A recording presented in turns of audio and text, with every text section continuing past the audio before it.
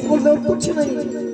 कि लौटा जो दिया, सभी हाथ उठा के लाइन बोलो साथ साथ। लौटा जो दिया तूने, लौटा जो दिया तूने, चले जाएंगे जहाँ से हम, तू प्यार का सागर है, तू प्यार का सागर है।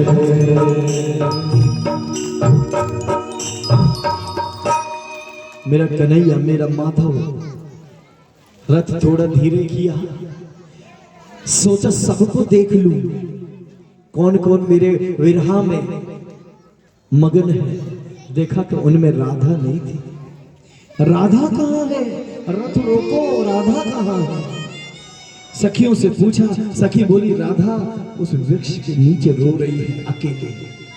कि साथ क्यों नहीं आई? वो साथ इसलिए नहीं आई, वो कह रही थी कि मैं अपने आंसुओं से अपने प्रेमी का मार्ग रोकना नहीं चाहती।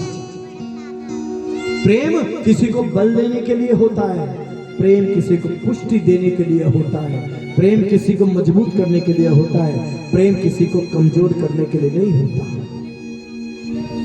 अगर आपका प्रेम आपके प्रेमी को कमजोर कर रहा है, अगर माँ का प्रेम उसके पुत्र को कमजोर कर रहा है, अगर माँ प्रेम प्रेम करके अपने बच्चे को घर में बैठाए रखेगी, उसका बच्चा पंगु हो जाएगा। इसलिए प्रेम कमजोर करने के लिए मत करना, किसी को भी करना, उसे आपके प्रेम पे गर्व होना चाहिए।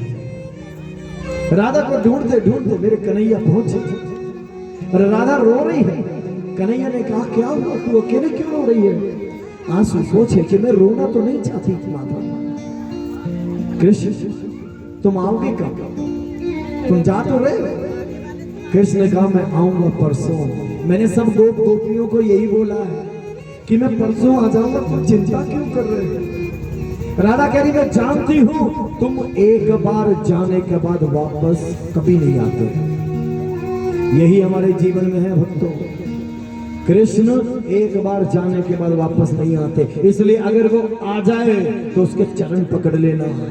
और वो किसी भी रूप में आ सकता है, तुम्हारे माँ के रूप में, पिता के रूप में, संत के रूप में, साधु के रूप में, आपके रूप में, मेरे रूप में, किसी भी रूप में आ सकता है। अगर तुम कृष्ण को पहचान नहीं पाए तो जीवन में दोबारा नहीं है। राधा ने कहा अगर तुम सचमुच भगवान हो, क्योंकि मैं जानती हूं तुम हो, तुम मानते नहीं हो।